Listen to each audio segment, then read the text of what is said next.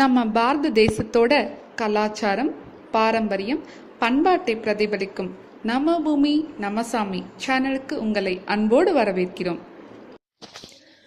பிரதோஷம் என்பது சைவ சமயத்தில் சிவபெருமானை வழிபட உகந்ததாக கருதப்படும் காலமாகும்.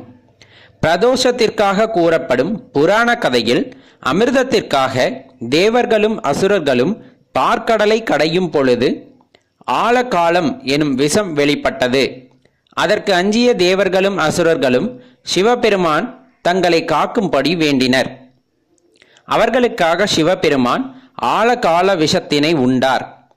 அவ்விஷம் சிவபெருமானின் வயிற்றினை அடையாமல் இருக்க அருகிலிருந்த பார்வதி தேவி சிவபெருமானின் கழுத்தினை இறுகி பிடித்தார்.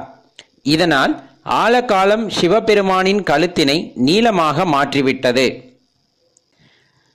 உலகிற்கும் ஏற்படவிருந்த பேரழிவை சிவபெருமான் தன்னகத்தே இருத்தி காத்த கால வேளையே பிரதோஷ வேலை என்று அழைக்கப்படுகின்றது.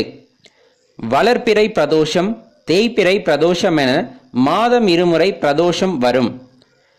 திரியோதசி திதியில் சூரிய மறைவிற்கு முன்னே 3.25 நாழிகையும் மறைதற்கப்பால் 3.25 நாழிகையும் ஆக 7.5 நாழிகை காலம்தான் பிரதோஷ காலம் எனப்படும்.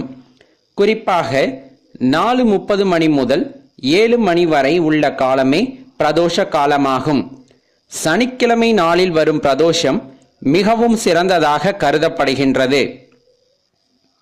இவ்விரதத்தை நோக்க விரும்புபவர்கள் சித்திரை, வைகாசி, ஐப்பசி, கார்த்திகை ஆகிய 4 மாதங்களில் வரும் சனி பிரதோஷ நாளில் விரத அனுஷ்டானத்தை தொடங்கலாம் என்பது மரபு. பிரதோஷ விரதம் அனுஷ்டிப்போர் பகல் முழுவதும் உபவாசம் இருந்து பிரதோஷ வேளையாகிய சூரிய அஸ்தமனத்தின் போது சிவாலயங்களில் சிவ தரிசனம் செய்த பின்பு போஜனம் செய்தல் வேண்டும். மேலும் தகவலுக்கு எங்க சேனலை மறக்காம சப்ஸ்கிரைப் பண்ணுங்க. நன்றி.